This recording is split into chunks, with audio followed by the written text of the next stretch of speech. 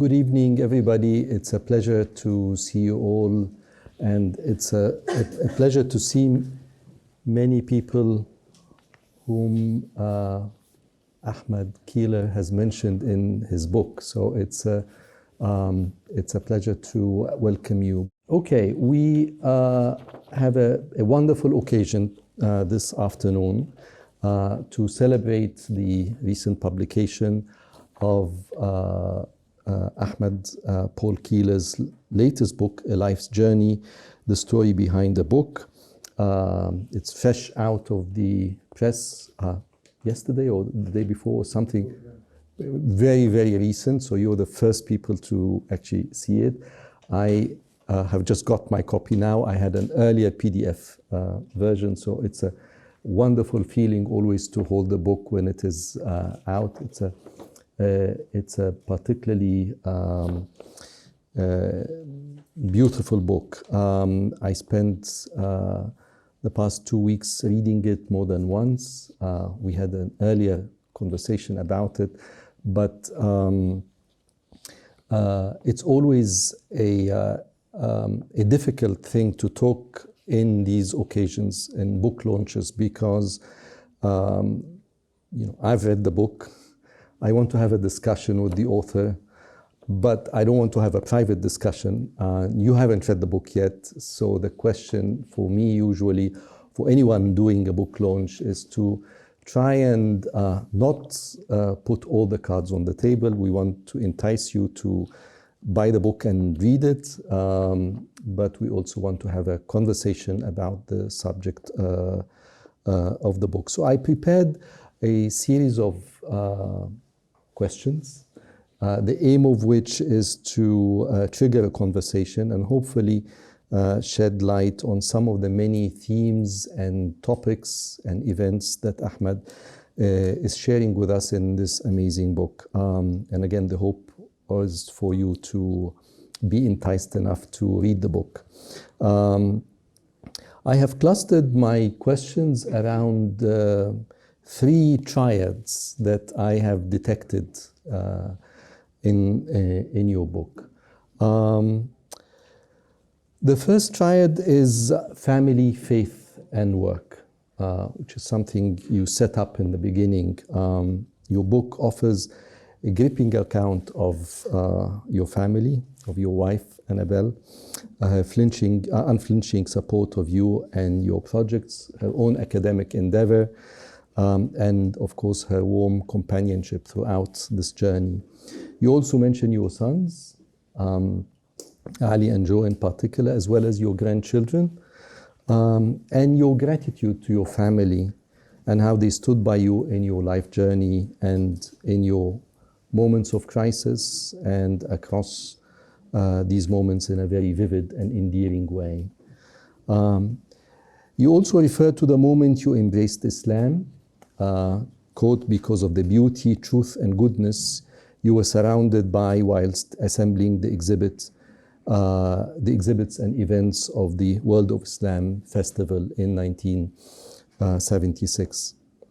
But it is really work that you talk about in your book, and especially the many exhibits about Islamic art, about Islamic culture, and about Islamic civilization that you curated or attempted to curate. And you talk about the not successful attempts and the many successful ones. So that's a very, very gripping account of anyone interested in curation, exhibits, the very, very rich world of culture in London and throughout the country. So my first question is about the exhibit, not this particular exhibit, but of course I want you to also talk about that particular exhibit. But the exhibit as a form, what is it about it that you found so compelling and so attractive that it attracted so much of your energy and your time? Ahmed mentions in a number of times that he's not a writer. Right? He's written quite a bit. He's written 3 books, and this is a wonderful book and a wonderful writing style. and even though this is subtitled a book about a book, but in fact you talk a lot about the exhibit. So if you can share with us some thoughts about the exhibit as a form, and this particular exhibit that was staged in 1976. It's a very interesting question. I suppose it came out of my failure to become an actor. Because the first thing that really engaged me was the theatre. When I went to my public school, Lancing, and they were auditioning for Hamlet. And I was quite a dull student. I didn't really sort of settle into the academic work. They tried to teach me Latin from the age of 8, and it was impossible. I just couldn't get hold of it at all. And when I went to Lancing, I was 14, and my voice hadn't broken, and they were auditioning for Hamlet, and I got the part of Ophelia. And I always put this down to this is the beginning of my education. It was magical. It was magical. And by the time the play was on, I knew Hamlet by heart. I knew the whole play. But everything about it, the presentation, the rehearsals, the discussions, dressing up, getting into the costumes, and then the audience. That magical feeling when you're with an audience and it sort of, it's with you. And that really took my life over. So I spent my time at Lancing reducing my academic work to the minimum, which in those days you could do. I got 4 O-levels, and I failed both my A-levels as an O-level, because you could get an O-level for an A-level. It was absolutely hopeless. But the theatre was everything for me. So when it came to my leaving Lancing and having to go into the world, and as I talk about in my book, I was the last generation to be educated for empire. So we had a solid education from the age of 8 in a boarding school to become leaders of mankind, the carriers of the British flag, the white man's, etc. But of course, I left school in 1960, and the empire was gone. And basically, I was out of a job. I'd had this very expensive education for 10 years, but the theatre was everything. So my father, very reluctantly, because he was unbelievably suspicious about the theatre. I mean, it was my sister was the eldest in our family. She was a wonderful dancer, and he did everything to try and not make her, let her go into that sort of area. He didn't like the theatre.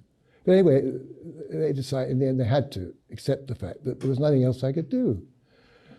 And this is where the great divide of my life comes, because I went up to London. And I went to the Central School of Speech and Drama. There were 2 of these great drama schools. And they were very happy to have me.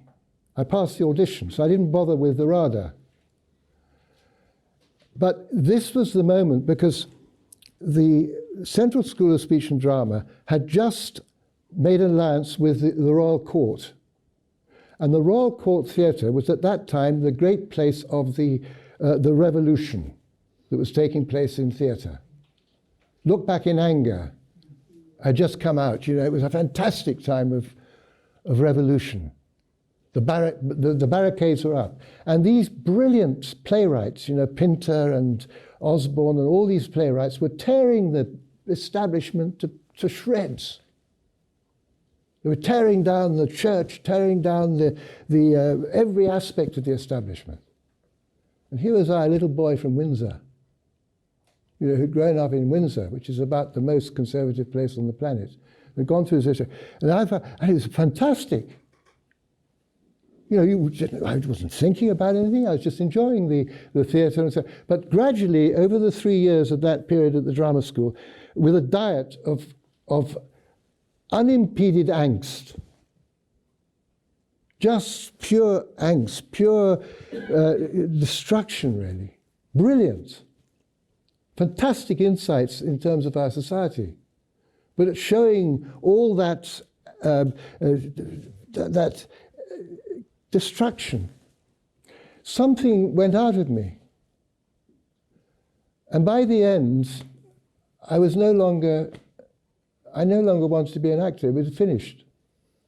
My love of theatre had been drained out of it. If I'd gone to RADA, which was still a classical drama school, where they had Shakespeare and they had Shaw and they had all I'm sure I'd be an actor today.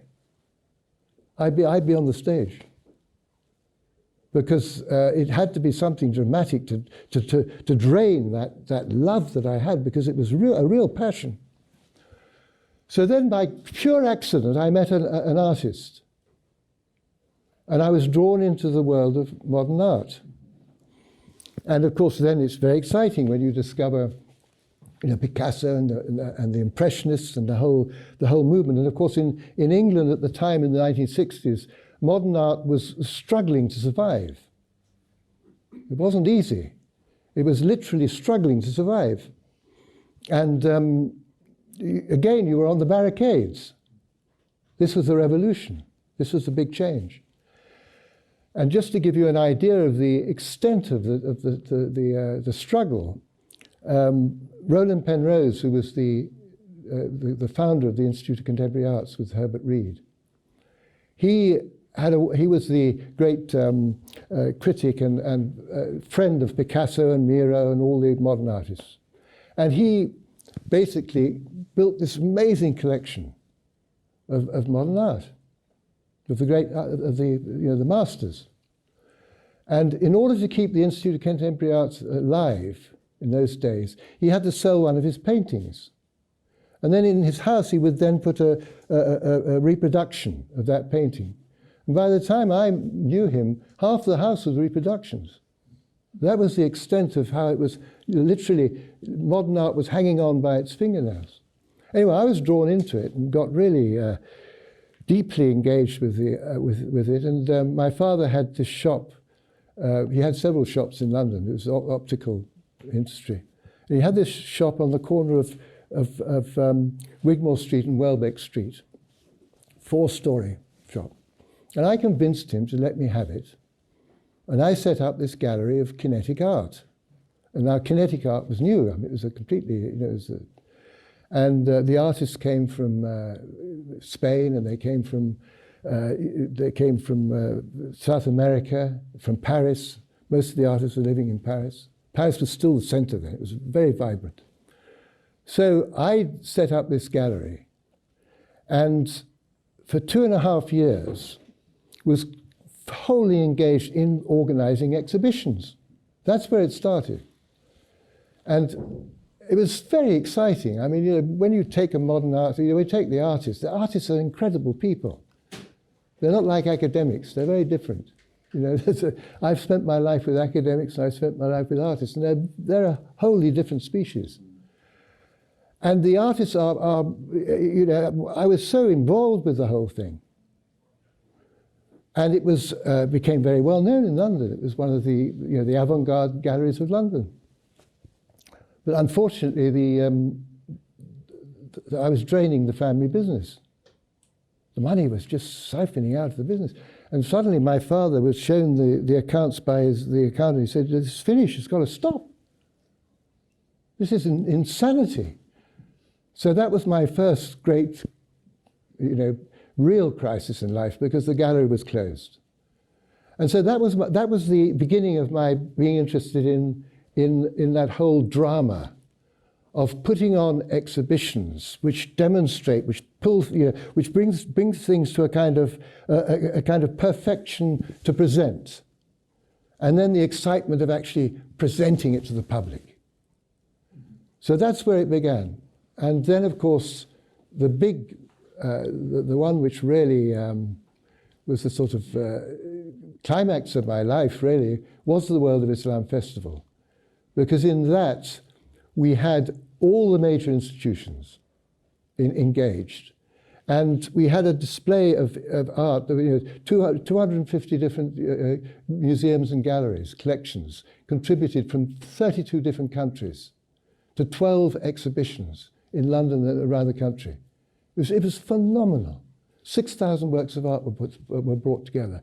So the excitement of that was amazing, because when you put on those exhibitions, you have to have the designers, you have the curators, you have all these different, it's like making a film, you've got all these different qualities which have to come together. And once they're together, the really exciting thing is, you can see something that is coherent. You've watched it from the egg. You watched it as it grows, the first meetings, and then finally it's there. And then the public come in. And I suppose, again, it's a sort of theatre. So that's probably what excited me about it. And so really, I suppose, actually, until I got caught up in the miserable web, my life was really engaged with trying to put on dramatic events which would engage the public in appreciating the beauty. And from the moment I became involved with the Islamic world, the unity of Islam, the beauty of Islam, that's basically what...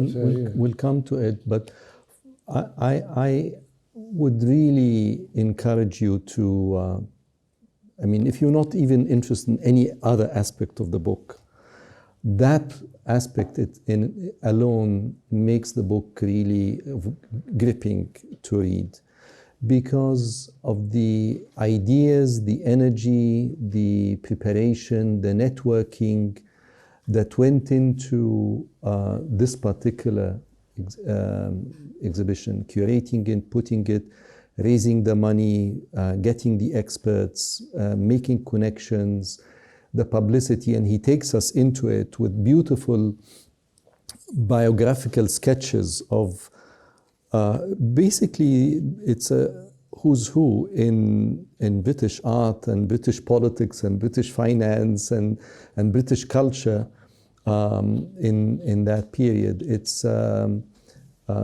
It's inspiring and very humbling because the scale is enormous of this exhibition, and you write about it beautifully. I told you when we first met that this aspect of it alone really was very, very inspiring for me. My second question is about another triad that you also write about, which is music, architecture, and agriculture. Now, of course, these are big themes in the book, in your life, but I want you to reflect on them. There are three characters, one per each one of these arts or crafts that have been pivotal in your life and in this exhibition, in your embracing of Islam. There is Mahmoud Mirza with music, an Indian. There's the Egyptian Abdul Wahid al-Wakil with architecture. And there is the Englishman Tony Milroy with agriculture. I think we have to call him the Yorkshireman, Okay. actually. Can you take us through? Can you say something about these three personalities and these three crafts and how they touched you? Well, this is one of the things which, looking back and pondering over the story of my life, what really struck me was the way in which my whole life has been determined by people appearing. I've never been after something, I've never been seeking something, I've never been looking for something. It's that people appear, then suddenly I find myself sort of being taken. And the most remarkable moment in this was that at the end of the 60s, after my gallery went down, all I had left was my house, which after a few months, it was now we were talking about, it was 1967, 68. Suddenly my house, which was a 4-story house on the borders of Islington, we had about 70 people living. It was a commune, turned into a multi-discipline commune called the Exploding Galaxy. And basically, it was a moment when we had rejected everything about this modern established world. And we were needing to rebuild the world of peace and love and all the rest of it. My God, what a time. A year and a half. And it was a period when, I always say, one was a period when you were breaking all the inhibitions, you were losing your inhibitions. And of course, I spent the rest of my life putting them back because they are necessary, But it was a period of terrific experimentation, and a kind of madness took hold. But at the end of it, our particular group, which was doing happenings on buses, in parks, everywhere, and in the big events that were taking place, our group was basically closed down by the police. They came and planted drugs in our house and the place where we worked and all the rest of it. And I spent one night in jail. And I was very busy dealing with a court case. And I just met my wife, who then becomes the great partner of my journey, without whom, quite honestly, I would never have made it to this point here. And we were invited to a concert of North Indian classical music. Now, at that time in the 1960s, you've got to remember that we had completely blasted the whole empire thing. The white man's burden, the underdeveloped Indians, all the rest of it. For us, Indians were fantastic. India was the world we wanted to go to. Everybody wanted to go, or to the American Indians. Anything but our own. We were discovering the world anew. We were seeing everything fresh. We were free from our empire education. And we were invited to this concert of North Indian classical music. And we met this remarkable Indian, but he wasn't quite the Indian that we were expecting because he was Muslim. And of course we didn't, it was the Maharishis and the gurus and all this that we were aware of for India. We didn't know about Muslim India. And he was a master of the great Mughal Indian classical court tradition of music, which for 700 years has been in the hands of the Muslims, the Muslim masters, master musicians. And he was a master from the age of 6 of this great tradition. And for some reason, he really took a liking to my wife and I, and we became friends. And his world was a completely different world from the world that for 10 years, throughout my 20s, from the age of 18 to 27, 28, I had been steeped in. Because I had been steeped in the revolutionary modern arts. And suddenly I was confronted by a traditional master from a tradition that was completely intact, from a master who had learnt it from the age of 6 in the traditional manner and who was living in the tradition. And the difference, they were two completely different worlds.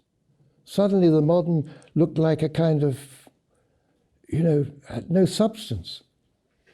This thing it was like an ocean. So we became involved with Mahmud. And my wife, who has much greater understanding of music than I do, understood the music more, I kind of became aware of the sort of the nature of the whole thing, what it was. And I realized that this is the most important realization, is that there was a complete gulf between the modern and the traditional. There was no point of connection. You couldn't mix them up. I mean, he once said, because at the time everybody was experimenting, they were taking Indian music, they were putting it with classical music, with jazz, with pop, with God knows what. And Mahmoud said, you take this tradition and you take that, the classical West, and if you mix them, you make no sense of either of them. You destroy both of them. They are complete worlds. This is a complete world. And then, of course, that understanding is the foundation of my whole understanding. Because when I then met the traditional architect, and it was first Hassan Fatih, but then it was, of course, it was a great reviver of the Islamic tradition, which had been completely pulverized, totally destroyed. And this extraordinary man, Hassan Fatih, revived it. And his disciple, Abdul Wahid al-Wakil, took it to remarkable, a miraculous series of mosques that he built during the 80s and early 90s in Saudi Arabia, between Mecca and Medina. It was a miracle. And again, I had the privilege of meeting him and him becoming a friend. So I was able to, like I was always with people, I was able to live with him and sort of visit him when he's working and see the whole process that he was going through. And the creativity was so, and it was the same as with Mahmoud. He was in the tradition. He was working inside the tradition, and just creating these one thing after another. Never anything the same. Always this wonderful creativity. And I once asked Mahmoud, I said to him, what do you fear? And he said, there's only one thing I fear. I fear the inspiration will be cut. So this is the difference. These artists are inspired here. The modern is engaged here and here. They are experiencing what is around them, and they are expressing their own souls. The traditional artist is a vehicle through which this beauty, but because they have to go through the process of learning their craft, learning the language from childhood, through a process of humility, they reach that point of being able to receive. And it's when they become mature that the perfection of their originality comes through. Because each one is completely unique. That is the glorious thing. Each one of us is completely unique. But it's only when we become mature that that originality can actually become complete. Otherwise, we're half-baked.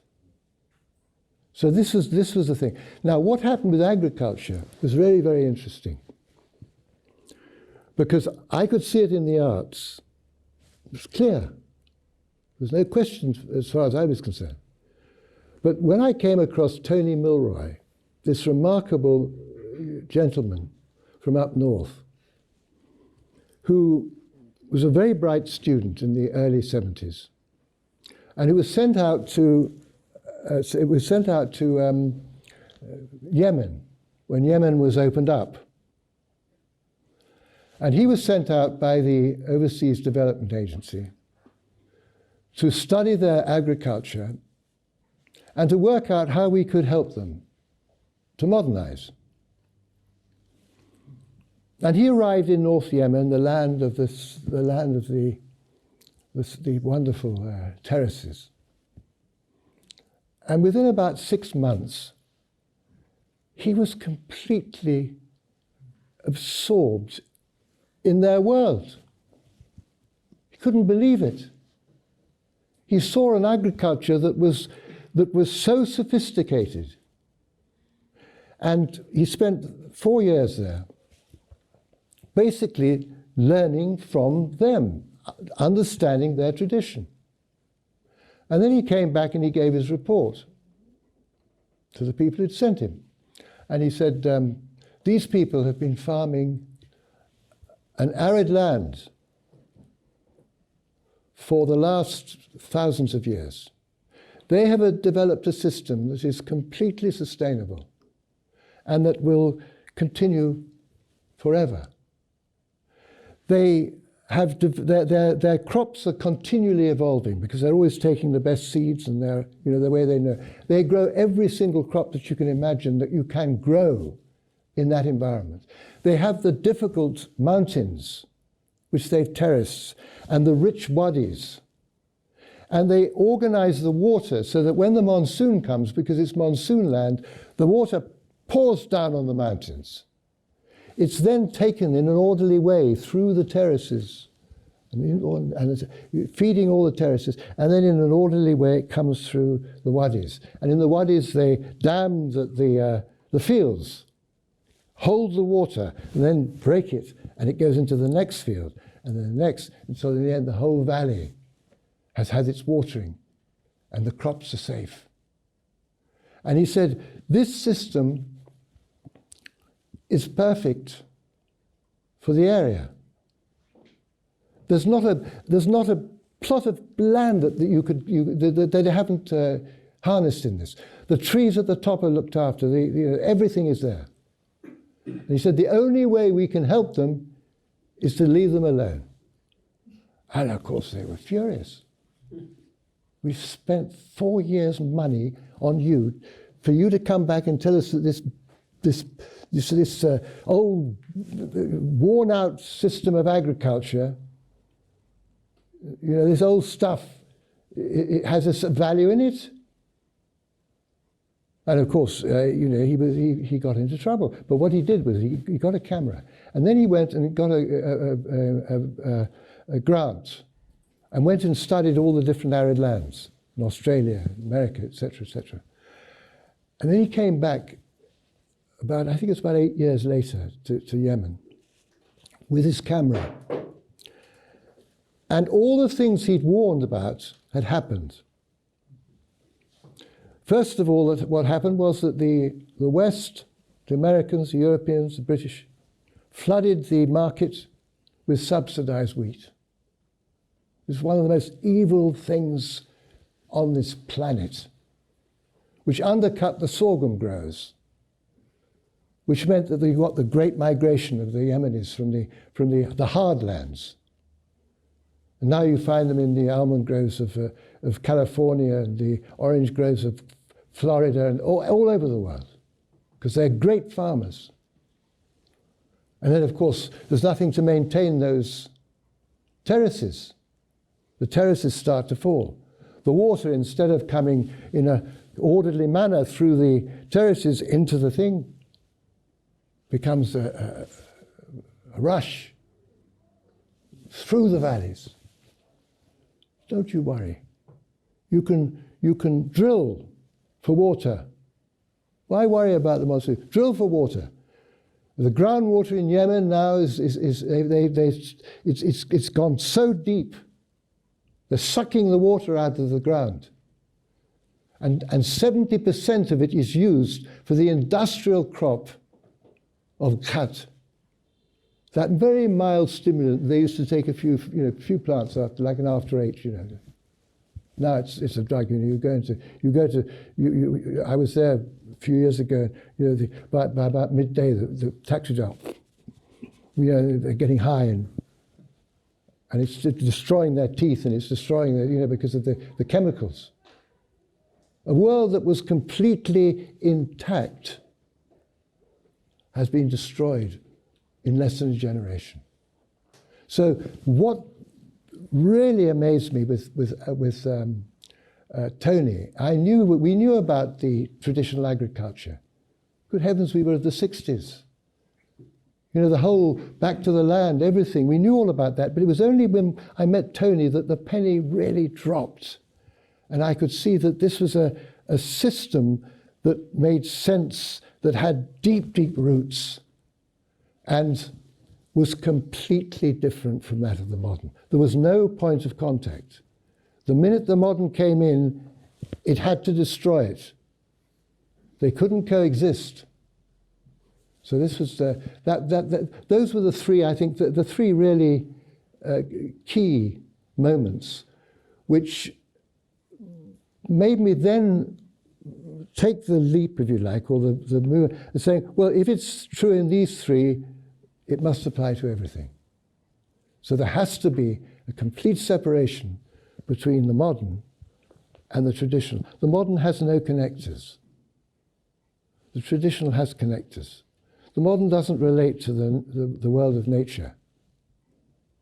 The traditional does. The modern doesn't relate to the higher, the spiritual realm, the unseen. The traditional does. The modern is taking us into catastrophe. The traditional was able to maintain a stable environment.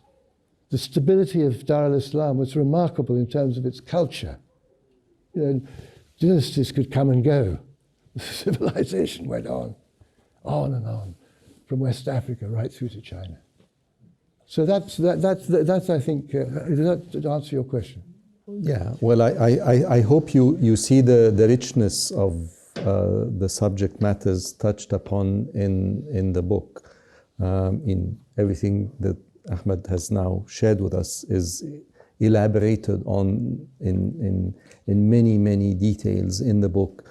I have a last set of questions, very much following from what you're saying about these two worlds, you know, the Western tradition and the world of Islam, and the way you came to see it as informed by the notion of unity, but also mizan, equilibrium, which is the subject of your earlier book. In that book, and as well as in this one, you say that in contradistinction to the three worlds of the West, the world of the Christian, the classical, and the modern, and this is how you understand the West, at least in this country, there are these three different phases or three different stages. And maybe you'd like to elaborate on what you mean by that. In contradistinction to this tripartite division of the West, you have come to see Islamic civilization as a unity, and to understand Islam and to appreciate the answers it gives to what, again, to quote, the chasm and angst of the modern.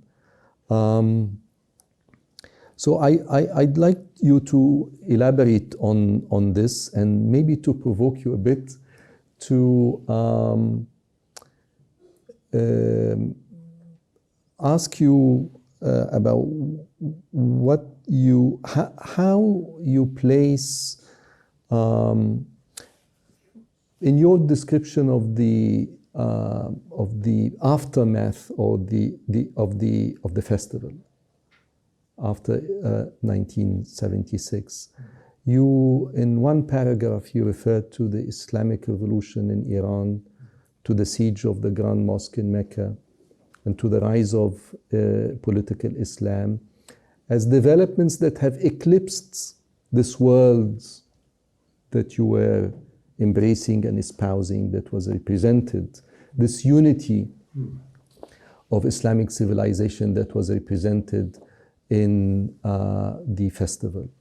So my question is, weren't these also Islamic phenomena? The revolution, the siege of Mecca, political Islam.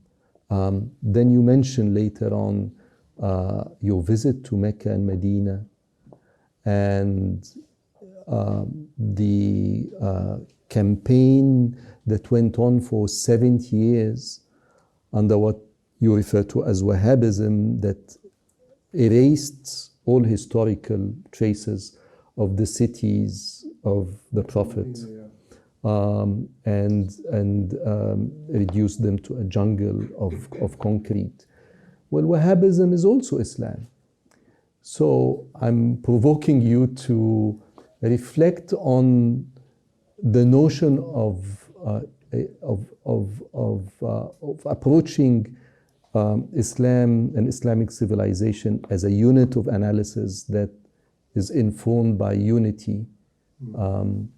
Where do we place these phenomena within this unity? As far as I see it, Islamic civilization existed as a reality until it was destroyed by the European new Roman empires and by the emergence of modernity, which produced a completely new way of understanding the world and a new way of using the world. And since then, every other culture, including the Muslims, have been responding or reacting to this, which has developed step by step into a critical situation. That's why the subheading of my book, Rethinking Islam the West, is a new narrative for the Age of Crises. So as far as I'm concerned, all of these phenomena which are, Wahhabism, which attempts to protect the religion but destroys all the framework on which the religion depends, destroys the environment of Islam. Totally. The only sacred city now, of course, is this Jerusalem, which still has its fabric. But when you go to Mecca or you go to Medina, you're not in an Islamic environment. You're in a modern environment. So we are dealing now with a world that is in crisis. And the people or the mind that has produced this crisis is the mind that's telling us we're in the crisis. I often say, Cambridge University, which is probably one of the great world centers, the dynamo of this crisis, half the scientists are dealing with the unintended consequences, the problems, trying to solve the problems. The other half are going deeper and deeper into matter and producing the next generation of unintended consequences. By the way, Ahmed's book has amazing, incisive critiques of this place. It's just beautiful to read. But the problem is that, again, we come to Mizan, because this is a really interesting thing. The idea of progress is a completely mind, imagination fabricated concept which comes out of the 18th century. And it's a concept which has absolutely no base in any other culture or civilization that ever existed. It's a purely modern fabrication. And it's what drives the modern world. It's what drives Cambridge. It's how you get your grants in Cambridge. It's through that idea of progress. Now, the Mizan is not something that has been produced by the human imagination, and it's a philosophical thing. It's a reality. We have life, but if we don't have Mizan, you and I would not be able to remain on these rather large, tall seats. We would collapse. The whole of existence would collapse. Because what is Mizan? It's the balance, it's justice, it's scale, measure. Just imagine, we as human beings have an innate sense of scale. When we live in villages, we build houses and we build structures and we create textiles which are beautiful and which are in scale. Why? Because the scale is in us. The measure is in us. When we meet people, we have that concept of right and wrong. Our conscience tells us if something is bad or something is dangerous. You know, this is all mizan. This is the balance that provides us with that central point on which we can determine everything, and in which everything is created. The whole universe is created. So this principle is absolutely in everything, but in Islam, it's perfectly manifested. That's what I learned from the arts and the architecture. It's so beautiful. The balance is perfect. Why? When you come out of Arabia. The Arabs came out of Arabia with the religion and with the glorious language which was carrying the revelation. They had no architecture apart from the village architecture. They came up and there was Byzantium. And within 40 years, they produced the Dome of the Rock. And the Dome of the Rock is a miracle of geometry. It's perfect. It's a building that is in perfect balance. One of the great model makers, in order to make a model of the Dome of the Rock, he had to go into the whole innards of it. A man called Kim Allen. Great, great man. And he wrote this wonderful article in which he said when the Byzantines built their round building, they fudged the geometry. The Dome of the Rock was perfect. Why the balance? Because it's the point where the Prophet ﷺ went to the throne of heaven, but he came back. It's the perfect balance between heaven and earth. And this perfect balance is maintained throughout the whole of Islamic studies in the Sharia. The Sharia is a miracle as a system. The system is perfect. You have judges who are corrupt, and you have cases which are wrong. That's just the working of it. The system is perfect. It's like I did the thing about football. Can you elaborate? The football one. Yes, please. Yeah, the football one was fantastic, because we had this lovely research day here at the Centre of Islamic Studies. And you had to go off. And I was down to read a chapter from my book, and I thought, well, that's a bit of a giveaway. I mean, that's a bit of a cop-out. So I thought, I've really been trying to think, how to explain this mizan, how to explain this miracle of mizan. So I've been very much thinking about football.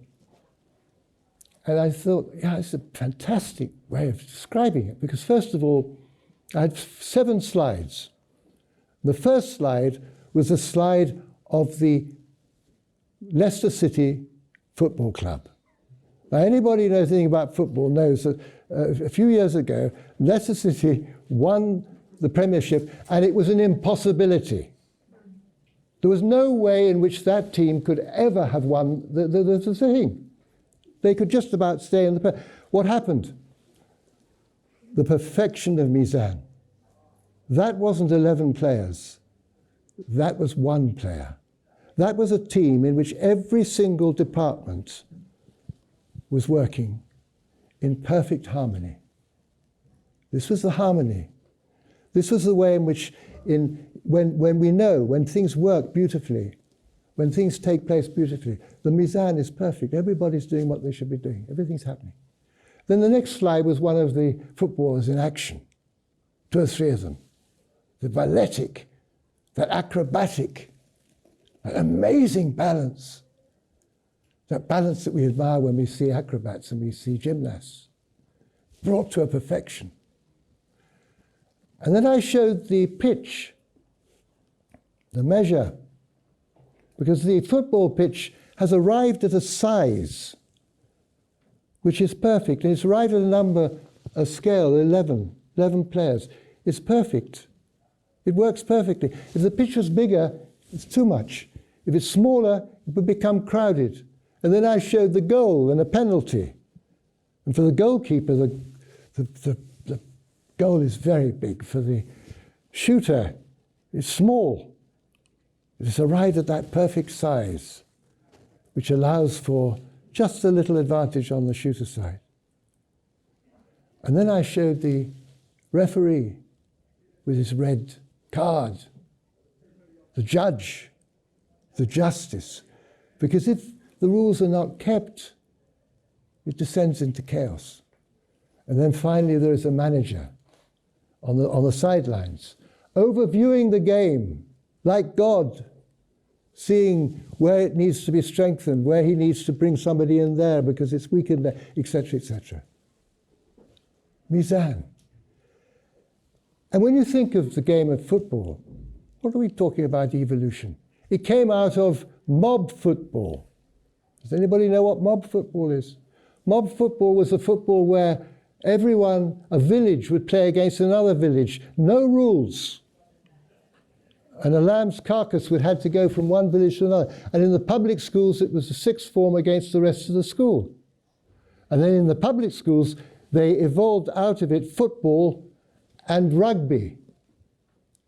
Two games which came out of mob football. And the moment of their creation, once they were created, they were perfect. Because you can go on playing football forever. You will never exhaust that structure. You will never be able to play the same game, like chess. So when you look at the game of football, you don't criticize the form. You wonder at the form. You are amazed by it. You're looking at the game.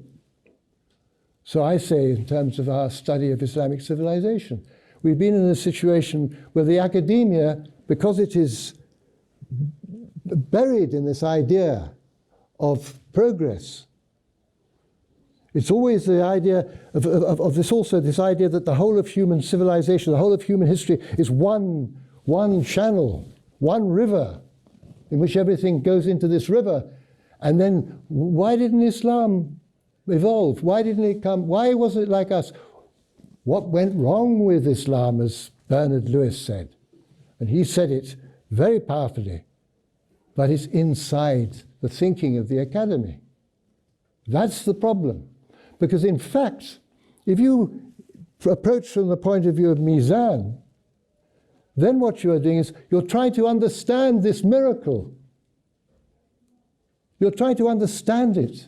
You're trying to understand how this amazing civilization, which remained constant and stable for more than 1,000 years, from West Africa to China, in all its miracle of differentiation, and yet its powerful unity, and all the structures, and how these different aspects of the power of rulers, the power of scholars, the power of the merchants, how these were balanced so that never did one overtake the other and change the structure of the civilization. This is what we have to do. We have to discover that, because the modern world is in a situation where it is literally now just disintegrating. There's no point of center. Is that what you wanted me to say? This is perfect. I mean, no, thank you so much, Ahmed. This is wonderful, and I hope that something of the book has come across. I'm sure much has come across, and there is much more. Honestly, the book has amazing stories and vignettes, but also thoughts and questions. It is a life journey, but it's not a typical life journey by any means. And I strongly encourage you to have a go at it and enjoy it. Unfortunately, we're actually running out of time. So, because we also want Ahmed to be able to sign copies outside.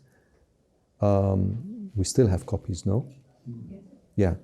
And maybe to engage in an informal way. So I will sadly have to bring this to a close rather than open it up for Q&A, but I encourage you to buy the book, but more importantly, maybe engage with Ahmed in asking him questions if you want outside. But before doing so, please join me in thanking and saluting Ahmed for his wonderful work.